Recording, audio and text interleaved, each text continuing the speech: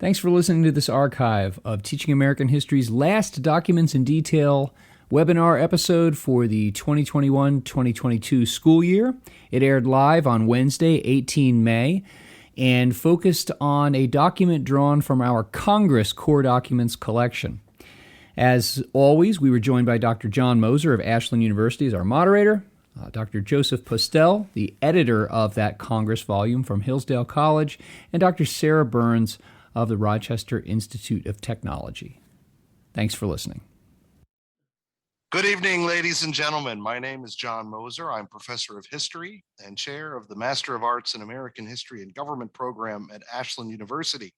I'd like to welcome you all to another edition of Documents in Detail, Teaching American History's webinar series in which we bring together thoughtful scholars to have a conversation about historically significant documents. We encourage all of you joining us tonight to participate in that conversation by submitting questions via the Q&A box. Please, not the chat box. It makes things much easier if all the questions are in one place. And we will get to as many of those questions as possible. Within the next week, you'll be receiving an email with a link. You may click on that link to request a certificate of participation. You'll also get a link to the archived video and audio from tonight's program. The speeches, letters, and other writings that we're using for this year's webinars are all drawn from the various volumes of our core documents series. They are also available at the Ashbrook Center's voluminous document database located at tah.org. The subject of tonight's program comes from the volume on Congress. That volume is edited by Dr. Joseph Postel. The document in question is The Revolt of 1910 against Speaker Joseph Cannon. And here to help discuss it are Dr. Postel himself. He is Associate Professor of Politics at Hillsdale College, as well as Dr. Sarah Burns, Associate Professor of Political Science at the Rochester Institute of Technology. Both are also faculty members in Ashland University's master's program in American History and Government. So thank you both for joining us tonight. Great to be here. So I like to start these off with a very, well, first of all, let me point out how old I feel tonight because Joe was actually an undergraduate at Ashland University. His senior year was my first year of teaching there. And I know Sarah is also very young, but I never had her in class as a student. So it's less and less by the day. So it's a different sort of vibe here. In any case, I'd like to start off these programs by just asking a general question. Why is this document significant enough to be included in a reasonably brief collection of documents on the history of the U.S. Congress?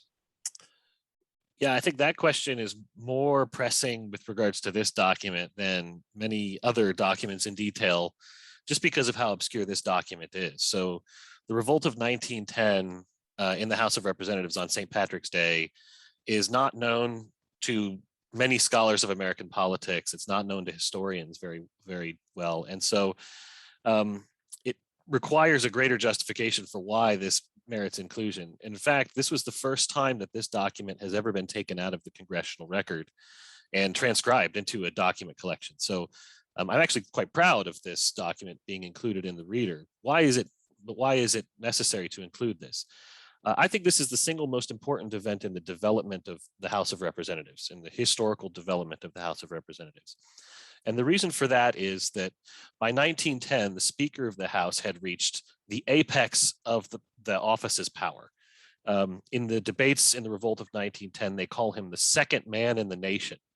The Speaker of the House was at least the second most powerful person in the American political system, and maybe the most powerful, more powerful than even the President of the United States. And when you look at the presidents of this period, at least prior to 1910, think of the names that come to mind, right? People like Grover Cleveland, Benjamin Harrison, Chester Arthur, Rutherford Hayes, right? There were not very powerful presidents, but the speakers of the House of this period, Thomas Brackett Reed, Joseph Cannon, not household names today, but they were extraordinarily powerful. And in 1910, in a very dramatic and very sudden revolt by Cannon's own Republican allies, the progressive Republicans in the House, that speaker's authority evaporates in a span of 3 days. And it evaporates very quickly because the Speaker of the House had been increasingly abusing that power, especially to keep progressive legislation off the floor of the House, not letting votes come to the floor. We can talk a little bit about how the Speaker did that and what are the various ways in which the Speaker did it, but the short version is the Speaker had basically control over the whole agenda in the House of Representatives in 1910.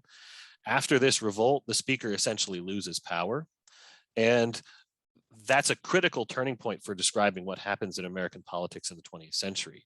At least for the next 60 to 70 years, parties don't really matter that much in Congress. And in fact, it's a group of independent Democrats who are the minority of their own party, the Southern Democrats, who take control of Congress and are basically responsible for putting a bottleneck on progressive legislation and civil rights legislation. So you can really describe the history of Congress both before, during, and after this revolt through this document. And that's why I think it's so important.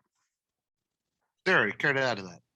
Sure. As someone less familiar with this particular moment in time, I'm more familiar with the broad swath of what was happening in American history at this moment. And so watching the United States move from more centralized power in Congress, right? If you look at the late 19th century, it's considered the era of legislative supremacy, right? And we in the era of presidential supremacy couldn't even fathom the idea that the legislature is the house or seat of power, and it's the president who's just sort of doing the bidding of Congress.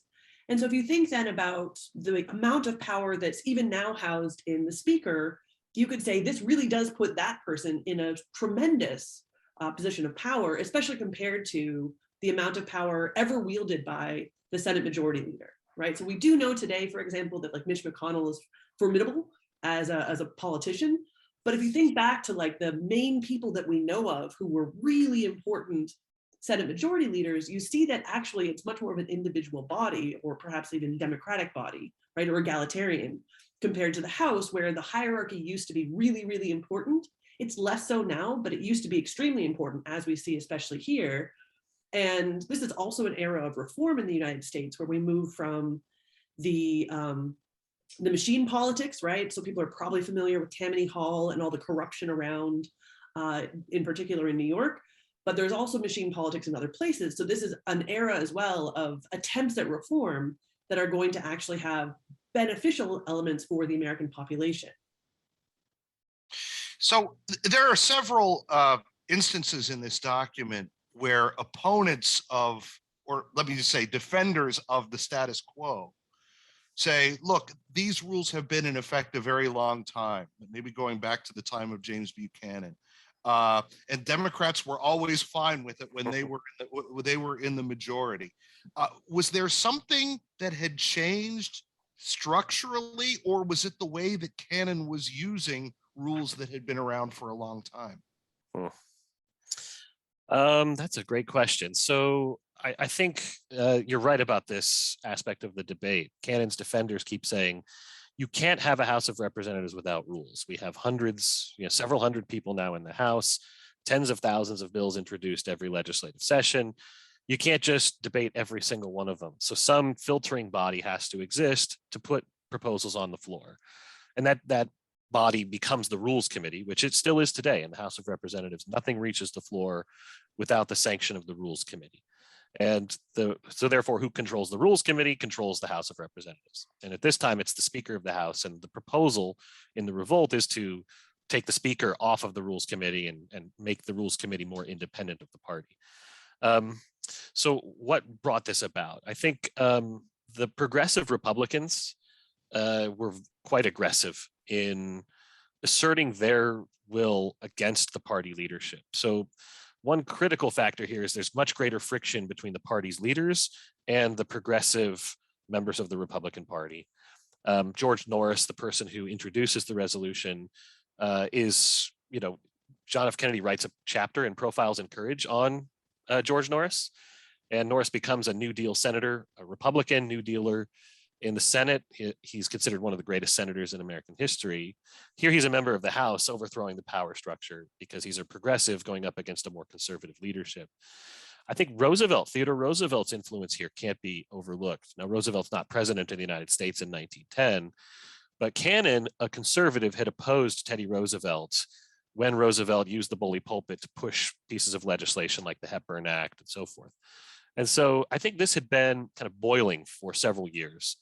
Clearly, progressive reformers were interested in overthrowing parties and the sort of machine politics of the party period in the Gilded Age. And I think all of these things happening outside of the House of Representatives are starting to creep into the dynamics here. So I don't know if that explains everything that contributes to this revolt and why it happens at this particular moment, but maybe Cannon overplays his hand quite a bit. If you look at, say, his predecessor, a fellow named Thomas Brackett Reed, who I regard as the greatest speaker in the history of the House of Representatives, he had allowed progressive legislation to get through the party and get through the Rules Committee. Even if he personally opposed it, he allowed the party to work its will. And Cannon, I think, did less of that and therefore may have overplayed his hand. Sarah. Yeah, that sounds right to me, especially because near the end, it's literally, I think, the third paragraph from the end where it says that people are accusing the speaker of, using the rules autocratically, but actually those are the people who want special favors. So you can see that, if you're doing something like Reed, where you're actually allowing the House to rule and decide for itself what it wants to do, and you sort of go with the party, then you can rule autocratically to a certain extent, like in a few cases. But it does seem to me as if Cannon probably did just do too much and quash what was a tidal wave going against him, and he just didn't have enough support to contain that tidal wave over time, right? Yeah, part of it is, of course, that his supporters are out drinking in the streets of Washington, D.C. because it's St. Patrick's Day. So there's the timing of this is, it's the St. Patrick's Day revolt for a reason. Now, of course, when they this is some of the dramatic aspects of this document. They use the sergeant at arms to arrest members of Congress and bring them back into the House of Representatives. One of my students quipped when he read that they turned the House of Representatives into a drunk tank for members of the House around 2 a.m. as this debate is raging on. And so, Cannon gets his supporters back, but I think Norris realizes that the Democrats and the progressive Republicans have this majority now, whereas Cannon supporters don't. So I think that is evidence in favor of what Sarah's saying. Let's talk a little. I'm sorry, go ahead. Yeah, I think when you're thwarting a sufficiently strong, even minority for a long enough period of time, eventually that minority can tend to overcome. And I do think, maybe I shouldn't be asking a question like this, but I always wonder about the strategic decision to do something like this, introduce bills like this, when you know that a lot of your opponents are going to be out of the House or celebrating or what have you. Because I recall we were talking earlier, like there was another example of this, which is when the British overturned slavery or abolished slavery, which is that a whole bunch of Tories were away on a holiday. So a bunch of the Whigs were like, let's do this right now. We have a quorum. Right. And so then the Tories got back, were furious about it, but there was enough support for it in the kingdom that they were like, oh, aren't we great for abolishing slavery? We're the most benevolent people, right? So I don't think that this is how it turned out for Cannon, but it's a way of thinking about that kind of strategy in politics, right? So it's both dirty and underhanded, but also potentially going with the will of the people. I'd like to talk a little bit about the nature of this alliance between the insurgent progressive Republicans and the Democrats. Do they have the same goals in mind? Are the Democrats just behaving completely opportunistically? Anything that hurts the Republican regulars is good. Something else occurs to me. One of the themes that you see in this document on the part, again, of defenders of the status quo is the people voted for you Republicans with the expectation that you are going to support the Republican line. What was it that made these insurgent Republicans tick? Why were they not simply Democrats? Yeah, I don't know. There's a lot of things packed into that question, but however you want to go with it would be fine. Yeah, those are all really great questions, and they get to why this document is important today, because even the questions themselves imply we're kind of dealing with some of the same issues that they were dealing with back then, right? What do you do when you're an insurgent inside a party and you don't want to vote with the party? And the staunch defensive parties that's offered during this debate. let me remind myself of the questions. The second one was about the insurgents and what made them tick. Maybe I'll answer that one first because it's on the mind. I think a lot of this comes from the influence of the populists. So you really can't understand the Republican Party, I think, prior to 1912 without understanding the populists. And the populists had, of course, sort of reformed the Democratic Party, William Jennings Bryan in 1896 in the Cross of Gold speech.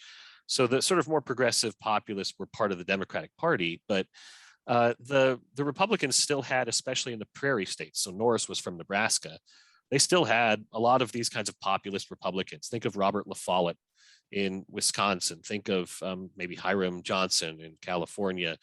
The Western Republicans were still a little more progressive, a little more populist, and they were still hanging around Congress. So I think they still chafed at their party leadership, even though, part of this, of course, in Nebraska or Wisconsin, and even in 1910, you cannot be a Democrat. What's the point of being a Democrat in Wisconsin in 1910, right? The Civil War is still the event that looms in the background of everybody's thinking politically. And so a Democrat, it doesn't make sense to be a Democrat, but you're a Republican in the North, but you're a totally different kind of Republican. I guess that works back to the first question now that I remember it, is what was going on with the Democrats at this time. My understanding is that this was completely opportunistic by the Democratic Party. They were a pretty conservative party at that time, right? The Republicans tended to be more progressive. The Democrats tended to be more conservative. And they see an opportunity to embarrass the opposition party, and it works like a charm. So in the 1910 midterm elections, the Republicans lose somewhere close to 60 seats. And the Republican Party loses the majority in the House. And of course, here's the great irony, and this speaks to the relevance of this document for today. What do the Democrats do as soon as they get the majority? They institute a binding caucus vote that says the party gets to bind all of the members if the party caucus votes for the Federal Reserve or for tariffs, for tariff reforms or anything like that, that everybody has to, march in lockstep with the party. Because why? The only way you can get something done in a legislative branch is through parties and through party unity. And so the Democrats, both before the revolt and now, of course, after the revolt, have to recur to the exact same techniques that Cannon had used to impose party discipline. And this is a kind of ongoing lesson about Congress and the role of parties in Congress. It's ugly. We don't like partisanship, but it's impossible to think about a legislative body working without some sort of party organization to get everybody on the same page and to set an agenda and to enact that agenda into law. Yeah, I'd agree, especially if you look at the broader context of the fight between Republicans and Democrats. As Joe was saying, it's sometimes hard for us to remember that the ideology in the two parties didn't really get completely settled until 1980, right? Which is when the religious right goes with the Republican Party. And prior to that, the religious right was voting for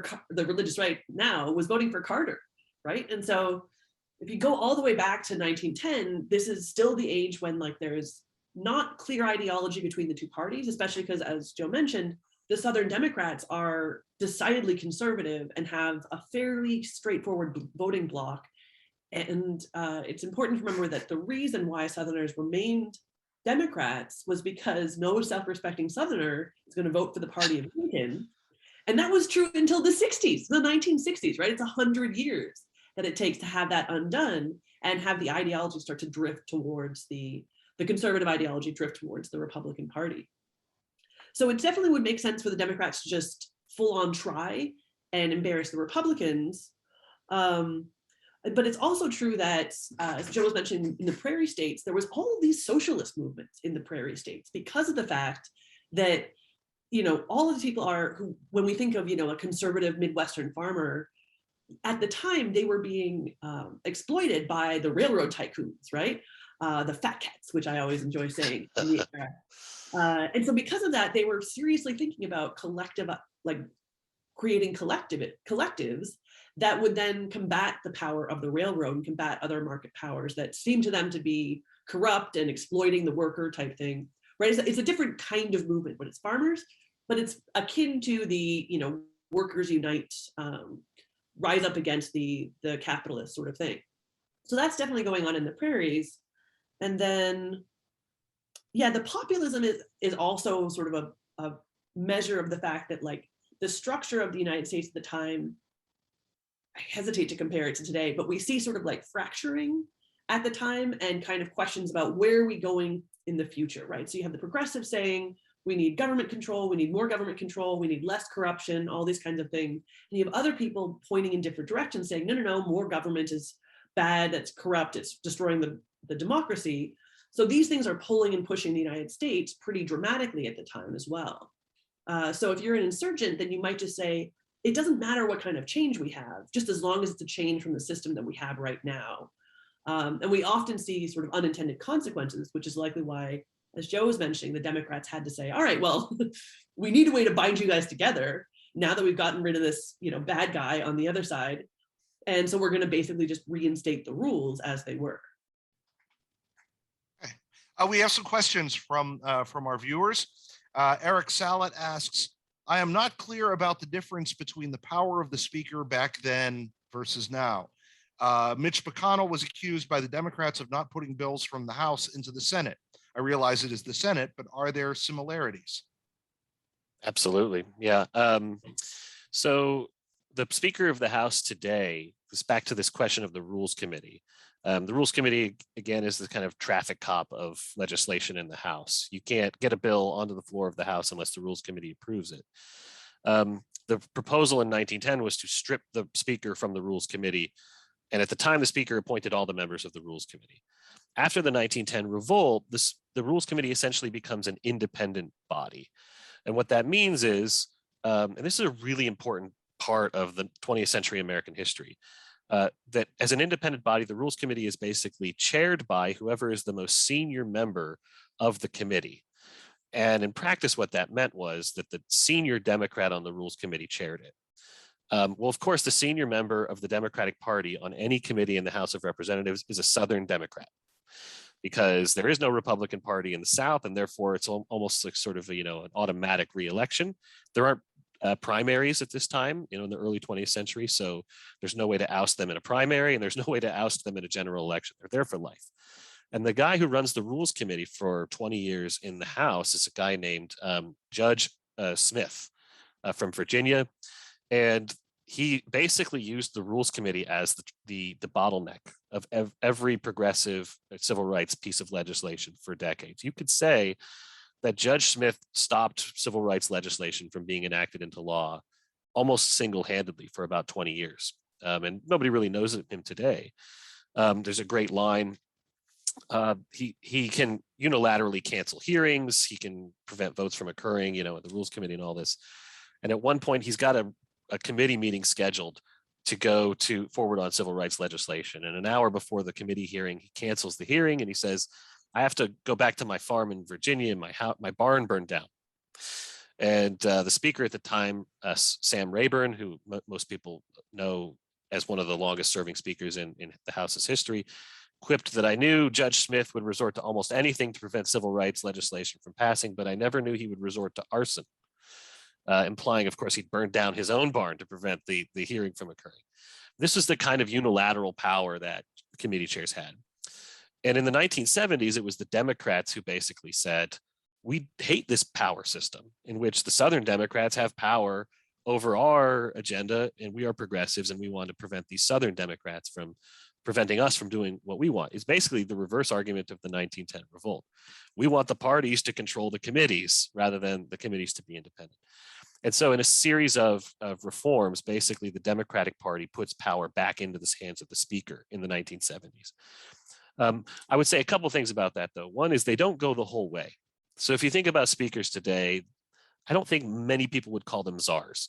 Certainly not a John Boehner or a Paul Ryan, who both really had trouble controlling their party's very contentious internal politics. So even today, with speakers having control over the Rules Committee, they don't really have the same kind of political capital or currency to make people line up behind the party when they have to accomplish something. So the way that political scientists describe this is speakers today have what we would call negative agenda control.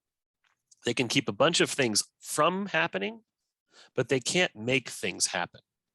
And think about the last couple of years of American politics, right? Think about Build Back Better the chief proposal of the Democratic Party, which, of course, today has a majority in the House, has at least a very narrow majority in the Senate, and has control of the White House. That hasn't happened. And what happened during the first 2 years of the Trump administration, when Trump was in the White House and Republicans had a majority in the House and the Senate? No wall, right? And some of the other major proposals don't go forward. So it seems like today parties have the ability to kind of prevent action, but they don't have the ability to govern positively. And so we have these elections, they change parties in and out of power, but they don't really produce these kinds of sweeping changes in the government. So I think there's something right about saying the speaker today kind of has some of that old power back, but I think it's only some of that old power, not all of it.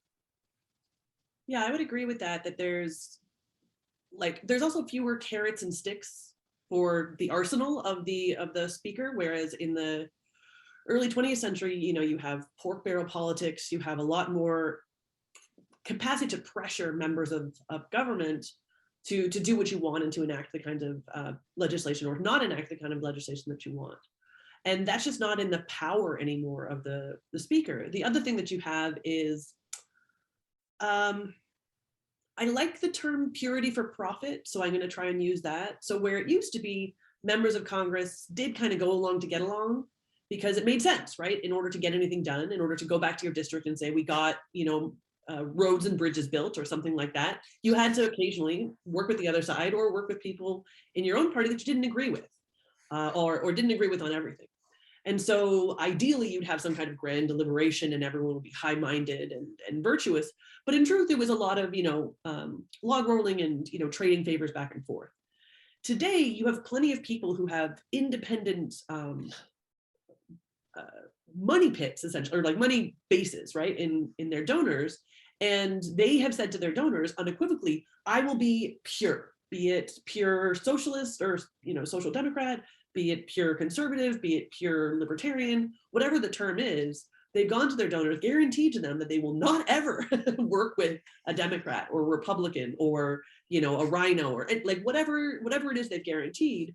This is the way that our politics operates today, which is you don't need your party nearly as much as you used to in order to either get reelected or to prove to your constituents that you together collectively have worked and done something to improve the country.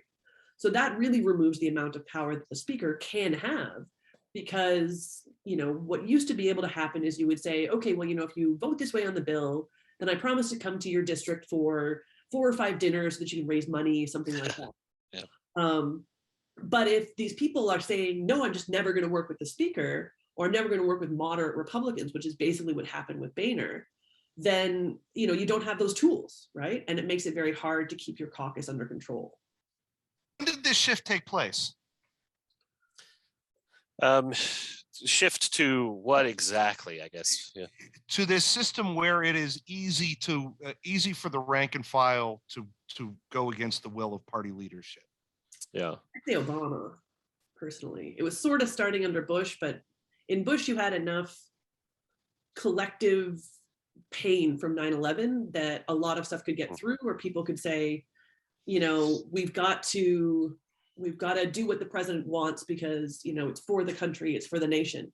And having that kind of powerful rally around the flag event, I think makes it a little bit easier for him to, well into his second term, not well into, but into his second term, you could still say there was enough unity in the Republican Party, or at least enough unity that people weren't revolting against the president.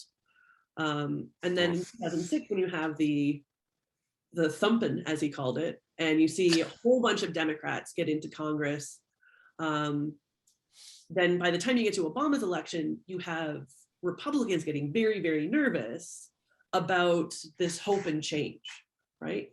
Which I think then leads fairly straightforwardly to the, it wasn't the Freedom Caucus before, what was it called? Republican Study Committee, or? No, the Tea Partiers, that's it, sorry. Oh, right. I couldn't remember. Yeah, so the Tea Party movement and the idea that like we have to take the country back, and you're like, from whom are you talking about? And so I feel like that was the moment when the government, or the Republican Party especially, decided if we just say no to everything, this will really work. And then you add in Citizens United and the capacity to raise a bajillion dollars quietly and, you know, without real scrutiny from anyone.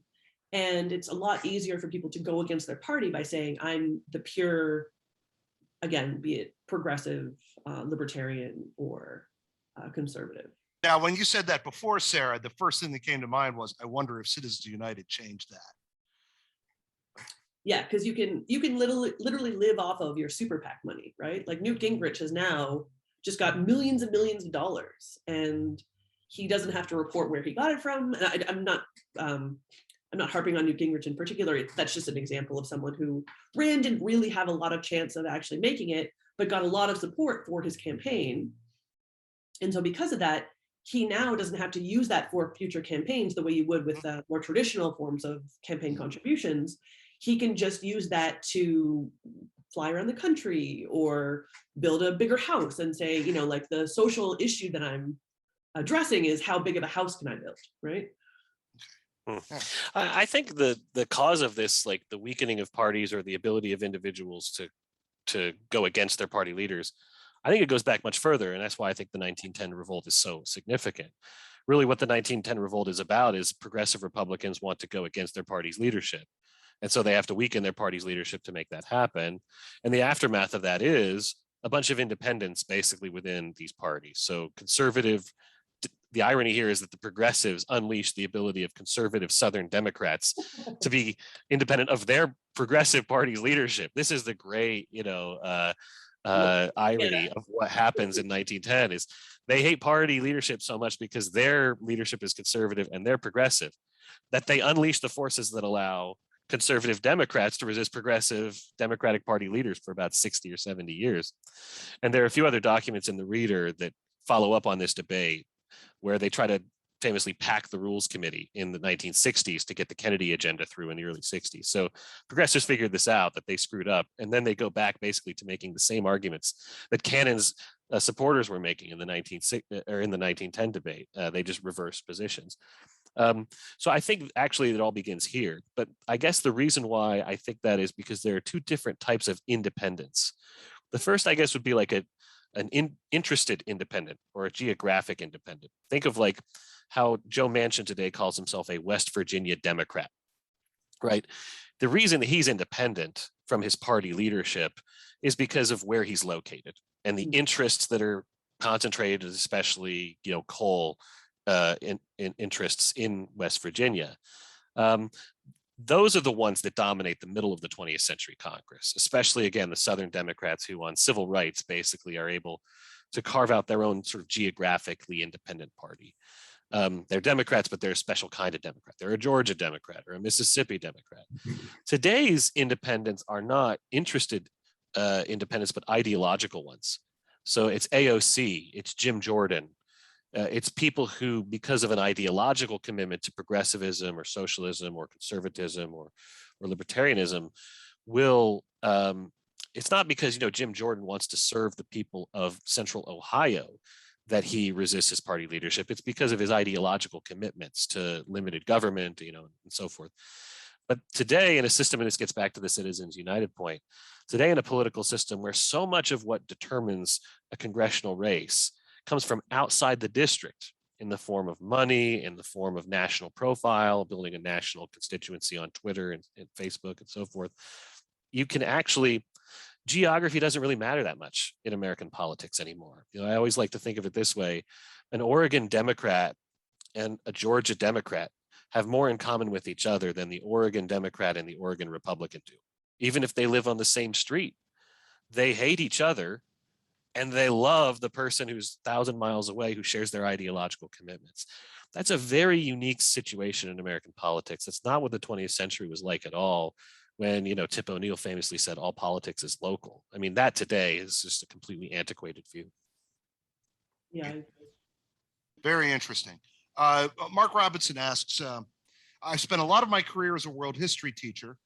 Representative Facet sounds a lot like the Westminster parliamentary model. You elect a party to carry out a mandate that was written by the party before the election. Is this just coincidence, or is the British model shaping U.S. political thinking at the time?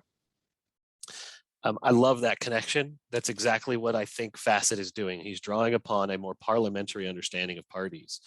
I think somebody like, say, Woodrow Wilson clearly was sort of influenced by the British parliamentary model.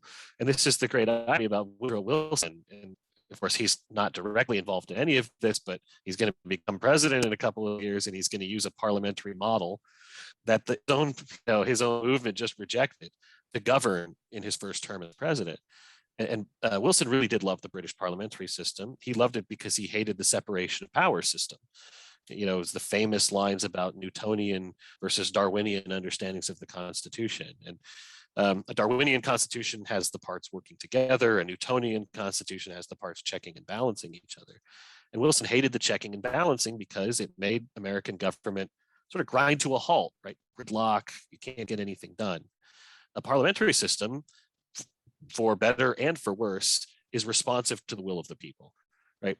The people trust the party gets the power, the party implements its agenda, and then goes back to the people to be accountable for results. And so I think that's what Fassett is trying to appeal to. He's trying to say, look, you got elected as a Republican. You must agree with the platform of the Republican Party.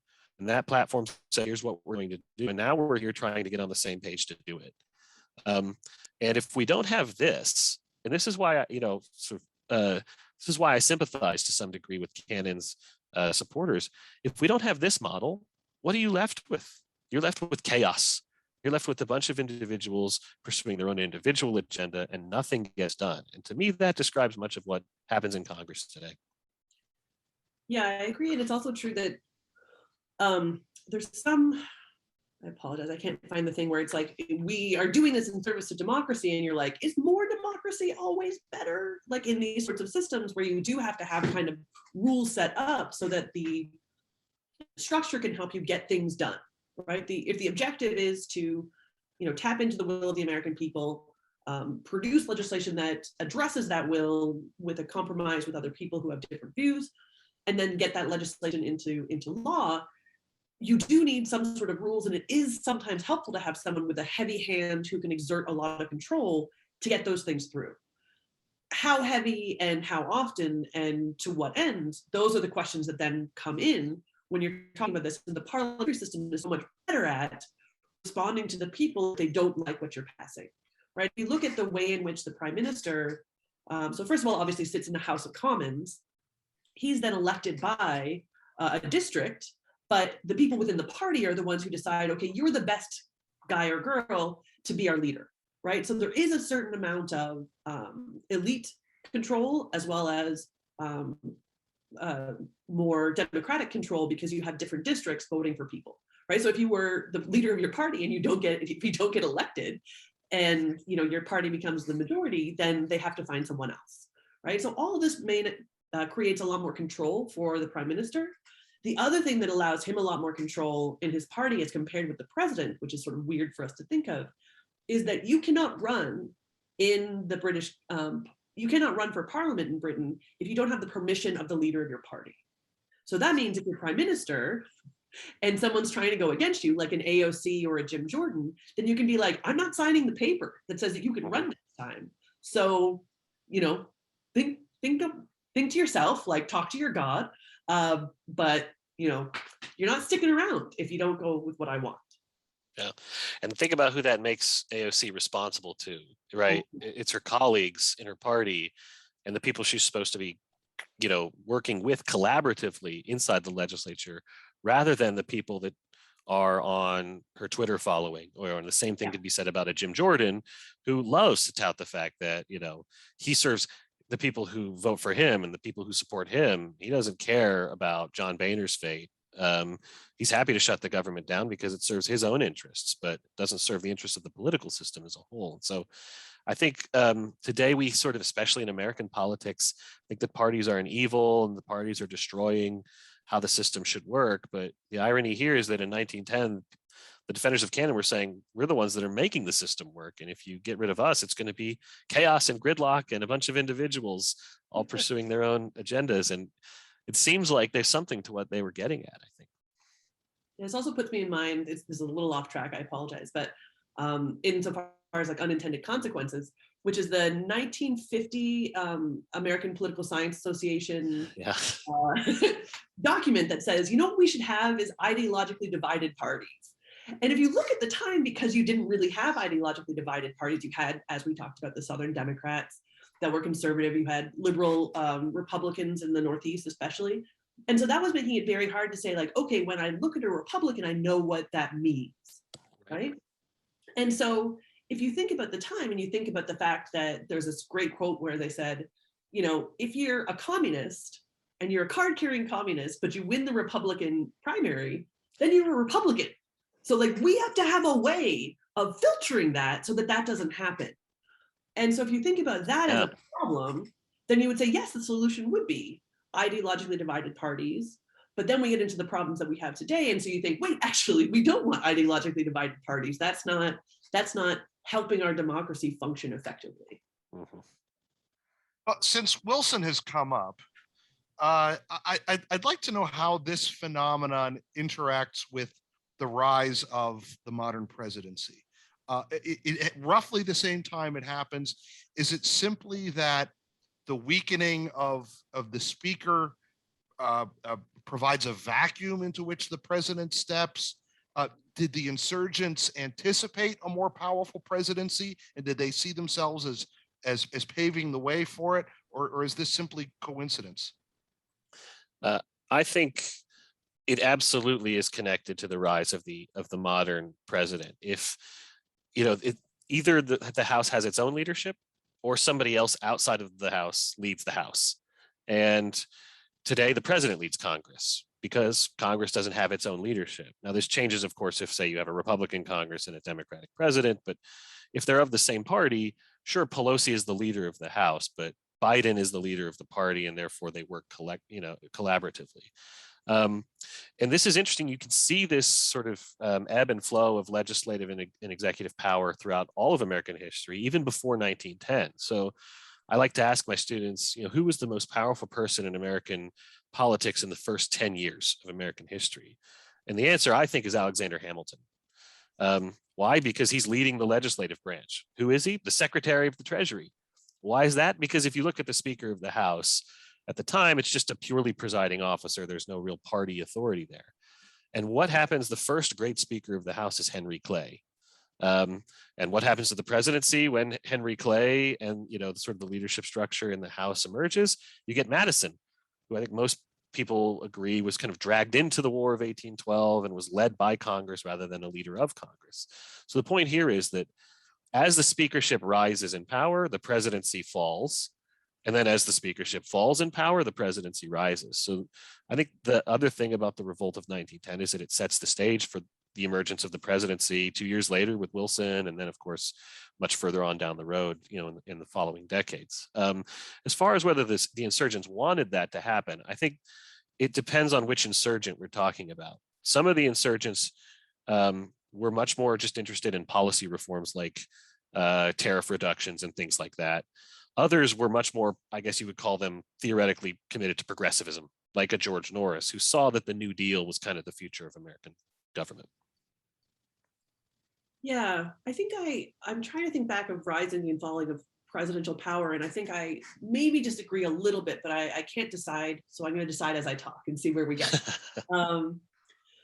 Because you're right that when you're looking at the powerful speakers, you have like the Henry Clay, and James Madison was arguably a very weak president. I could complicate that story, but I still haven't decided on that either, because there's some argument that Kleinerman made, which is that Madison was trying to be a weak president in an effort to make sure that Congress was the seat of power. And so while I would agree that Henry Clay was a great speaker, the other thing is that there's some evidence that Henry Clay didn't actually have that much control. He was just very well liked. And so he wasn't doing a ton to actually restrain or push Congress so much as just kind of, steer the ship, as it were, right? It's like, oh, well, the sails are taking us this way, so let's go that way. But again, those are bigger and more complicated stories. Then when we get to like the Lincoln type figures, you would see this like explosion of presidential power, but then it contracted again really effectively. And the different story that I tend to make is that, yes, you have Wilson kind of leading the way in a very, very strong president and a growing presidency. And then I think once you have FDR and the Cold War, the system just breaks, right? And so now you have what Stephen Griffin, I think it's called, his book is The Long Wars in the Constitution. He says basically you have a constitutional amendment where presidents have significantly more power than is ever written in the Constitution, right? It just wouldn't pass the smell test if you looked at how presidents operate today in terms of their unilateral power and what the Constitution actually says they're allowed to do unilaterally. So I mention all that because it feels more to me that we don't see another ebb of presidential powers, except for maybe in the 90s, like you can make that case. So I tend to, because it goes against my thesis in my first book, I tend to say like, no, we don't see an ebb, but I think you can make the case that Congress was really resurgent after the Cold War, that George H.W. Bush had to go to them more than he would want to and had to listen to them more than he would want to. Similarly, Clinton really gave in on a lot. And so did he do that because he kind of agreed with the policy, or did he do that because Newt Gingrich was so powerful that, Clinton's not going to go up against him effectively, right?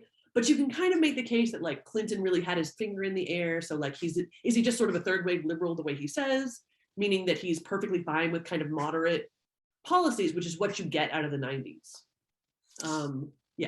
So like then we have, I would say just like it's both insanely powerful, and I wouldn't say Donald Trump was insanely powerful, but I think he wielded his power ineffectively.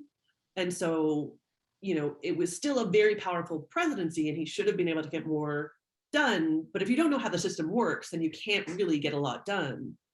So, sorry. Then the last thing is I would say with Paul Ryan, they first of all just wouldn't have a very good working relationship, right? Because Paul Ryan is like the consummate wonk. And there's no way that man goes to work with someone like Donald Trump and thinks we're kindred spirits, right? This is a person who understands like how great it is to geek out on policy at like 3:00 in the morning, right? Mm-hmm. So like Paul Ryan, I don't think was ever going to be a very powerful speaker, in my opinion, just because he doesn't like the game very much, in my opinion. And then like Pelosi, I don't mean to be so detailed, I'll stop talking now. But Pelosi, Pelosi and Biden should have been able to get something worked out. So like maybe you're right that there's like a rise in power of the speaker there, and Joe Biden isn't as powerful a president as the second Bush, Obama, and Trump. I was very in the weeds. Sorry, guys. Presidents, yeah. Shayla Nelson asks, however, I think he's referring to something we were talking about earlier. Doesn't the party in the White House now just have the option of ignoring Congress in many cases and bringing about sweeping changes through the channels of agencies and bureaucracies? Doesn't this also undercut not only the Speaker, but the Senate Majority Leader and virtually everybody else in Congress? I think the answer to that is essentially yes. So much power has been given over to the executive that this has allowed the executive to rule regardless of who's in Congress, which party controls Congress, or who the leader is. But there are limits to that leadership, especially when Congress has its act together. So one area in which Congress is essentially just completely lost its ability to function is in budgeting and making fiscal policy. And when you have a Congress that can actually set a budget and appropriate money in a responsible way, Congress can put these things, members of Congress can put these things like appropriation riders into bills saying the president can't use any of the funds from this appropriation to make a rule regarding X, right? And so Congress can hem the president in to a much greater degree than is typically understood. But that's only if Congress has the ability to have leadership that can actually get a process in place and get Congress to move. And I think Congress today doesn't have any of that. And so this has aided the president making policy unilaterally. Yeah, I definitely agree with that. And I would say the other thing you sometimes see, I'm thinking of an example here. So there's an example from Obama and an example from Trump. So one was Obama saying, I have a pen and a phone and I can do kind of whatever I want. And you think to yourself, you're the head of a democracy, right, with a constitution, and like it should be that you encourage, a correct process. Similarly with the deferred action on childhood, DACA, is that it? That's DACA. Yeah. I was like, NOMA, that's on it. That's Defense Marriage Act. DACA, other acronym. So we see the president being able to say, for a period of time, there's these people who came over as children. They obviously had no agency in coming over. So we're going to say that these people are not the ones that we're going to deport right away, right? We're going to focus on other people. So he's then at the margins of immigration policy rather than at the center of immigration policy, where you have major legislative reform on immigration, which there was an attempt during his presidency to do. There was like a gang of 6, I think it was, maybe it was 8. Yeah. But there was a group of people, it was bipartisan, and they really gave it a go, but just couldn't actually get anything passed, which is how you ended up with DACA. And then, as you may recall, those listening and those participating, there were like court case after court case, and what are we going to do about this deferred action? How are we going to deal with these people? And so you have this group of 200,000 people essentially kind of coming out of the shadows, telling the government, yes, I came over as a kid, I'm undocumented. And then I'm sure being in a panic for years because they weren't sure whether or not their status was going to be maintained. And this is all because Congress can't act, and the president can't get the Congress to act. In the Trump era, with the whole wall kerfuffle, is what I'll call it, right, where he was told definitively can't use this money to build a wall. So he's like, oh, I'm just going to use this emergency fund for the military. There's just piles of money around. So if you really want to get stuff done, it's so much easier because, as I was saying, or as the questioner asked, like there's so many agencies, there's so much that they're doing, and there's so little oversight from Congress or even the president. So you can have a lot of policy happening behind the scenes that supports the president's agenda. And I'll finally add that the other problem that we have is a lack of consistency. If you go from George W. Bush to Obama to Trump, you see that the first thing that they all did and then to Joe Biden, first thing they all did in the first few days of their presidency is cancel a ton of the executive orders from the last president. And this then makes it so that agencies, international bodies, domestic bodies are kind of like, we don't know if this rule is going to last past either 4 or 8 years, so don't put too much in place, right? So it's not only that the president has a lot of power, but by making things so much less solid, then it creates even more chaos and more confusion. I think that's a really great point that Sarah just made, that without Congress leading this whole process, you get situations like DACA, where there's a tremendous amount of uncertainty and policy making at the margins through executive orders, whereas Congress is best equipped to do this sort of comprehensive overhaul of an area of policy and kind of sell it that people have predictability and consistency going forward. And one of the things I think that's right that Sarah's saying, you get out of this kind of a system of executive rulemaking rather than legislating, is that people don't really know what the rules are going to be here, several years out, and it causes a lot of issues, I think, in terms of how the rule of law functions in this country.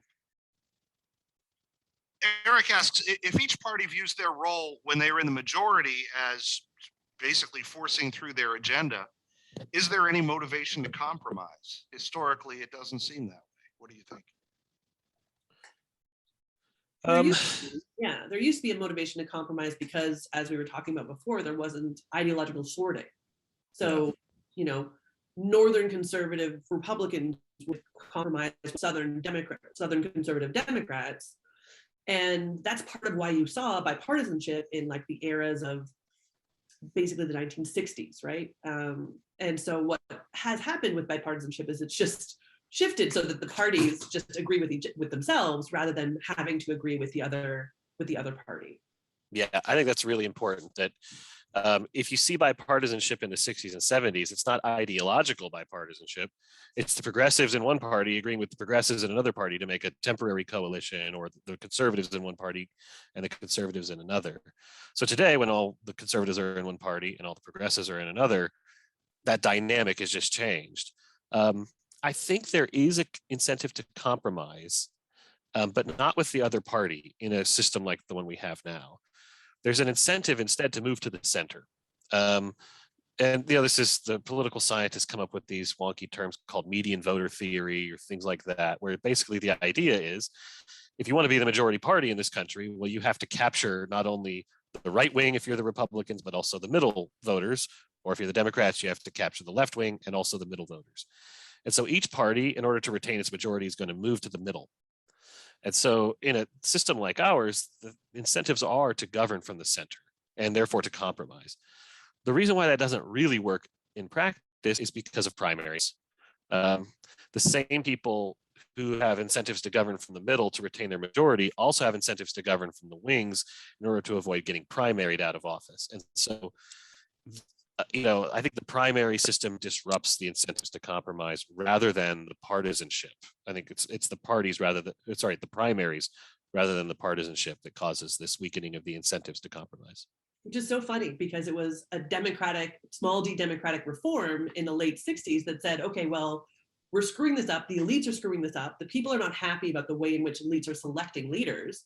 So we're going to create a primary system that's going to make it more democratic, again, small d, which then creates this new problem, being that, we should have people compromising, like Joe was saying. The median voter theory is a longstanding idea that has kept the country centered, let's call it, right? So like really sort of saying everyone gets a little bit, but no one's totally happy, which is how you want to run a railroad, right? This is what you want in a democracy. You don't want one side winning and the other side being trounced time after time after time, or no one getting anything done. So now that we have the primary system where you're encouraged to go as far to the right or as far to the left as you can, because those are the people who vote in primaries, right? It's the really diehard people. Then it's very hard to pull yourself back to the center without, Fox News and MSNBC pulling up 75 clips of you saying something outrageous during the primary season, right? And they just have guys in back rooms coming up with these things all day long, right? There's, 50 guys who do this. I don't mean to be gendered, women do it too, right? But it's, so that there's just a broken incentive system, as Joe was saying. If we go back to this period before the rise of the insurgent progressives, when there really was party discipline and the caucus would decide what the party's going to stand, was there any incentive to compromise then? Yeah, I think the compromise was, again, inside the party. So the Republicans always wanted to build this coalition that was a big coalition that appealed to not just the Eastern banking interests, but also the prairie states. So you had to be kind of pluralistic that way. And then the speaker was always, this comes up in the document over and over again. The defenders of Cannon say, Cannon isn't a czar. He rules on behalf of a majority that will toss him out the second that he is not in accordance with that majority. And so the system looks like it's run from the top down, but I think from the Republicans' point of view, it was run from the bottom up, and therefore it had to be acceptable to sort of everybody in the coalition, which meant it had to be a compromise of some sorts. It's a beautiful sort of combination in this document of high-minded rhetoric of, we speak for the people, if the people don't like what it is that we're doing, then we will be voted out of office. And, being a sore loser, right? Like, I'm trying to think, I'll say this quote, it's on page 13, if that helps anyone, but it's, a small minority wants to force the majority party of this house to proceed in a manner that it does not regard as parliamentary. In other words, they would force the majority to do the will of said minority, and in such a manner as to discredit the majority, right? And you're like, all right, like, let's all, you just don't like what's happening. So just one more question, and David Shine is, I'm sure, thought I forgot about him, but I wanted to save his question for last. What secondary sources would you recommend for further study of this instance, this revolt, as well as Congress in general in the early 20th century? The number of sources is very small. It's something of a scholarly wasteland, which is really sad. We have so much scholarship on the progressive era, but not very much on Congress during the progressive era, or this revolt in particular. I would like to maybe write a book eventually on this, but I guess until that day comes, So it's a wonky book, but there's a book by Eric Schickler called Disjointed Pluralism, where he has a chapter about the 1910 revolt. It's a political science wonky treatment, but it has a lot of good historical backdrop there. But there is not a lot actually written about this event, which is why it's so enjoyable to have the opportunity to bring it to light. I'll mention a more popular historian named H.W. Brand, who has a lot of work on this era. I couldn't tell you the specifics of whether or not he mentioned this in particular. I would think also David Mayhew, the famous congressional scholar?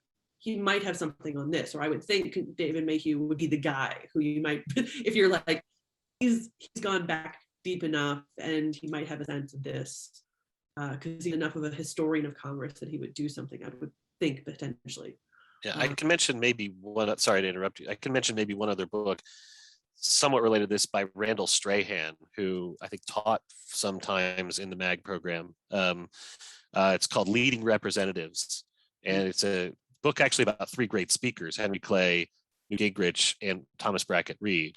But Cannon and the insurgency against Cannon shows up in the Reed portion of that book. And it's a very readable book. It's kind of like three biographies of three speakers. And that would be maybe the best source I could recommend. All right. Well, I want to thank both of our panelists, Joe and Sarah. I also want to thank our participants for their questions. I do apologize. We couldn't get to everyone's questions. Unfortunately, that always happens. As a reminder, you will be receiving an email within the next week. That email will include a link for a certificate of participation if you would like one. It will also contain a link to the archived webinar. We really hope you will share that link with your colleagues and get it out there on social media to help promote what we're doing in this series. If you have enjoyed this evening's webinar, please consider taking a graduate course in our MAG program, either online or on campus. In fact, there's a course I'm teaching this summer on the progressive era, where we'll be talking some about this. You can find more information about online course offerings, as well as many other resources for teachers at teachingamericanhistory.org. Hey, this is the final episode of Documents in Detail for the 2021-22 academic year. We will be taking the next couple of months off, but the program will return on Wednesday, August 17th. And our tentative focus for that evening will be on a document from our volume on race and civil rights. What that document will be remains to be seen. In any case, thank you again for joining us tonight. We'll look forward to seeing you in August. Have a great summer, everyone. Thanks again for listening. You can learn more about our documents, programs, and resources for teachers and students at teachingamericanhistory.org or TAH.org.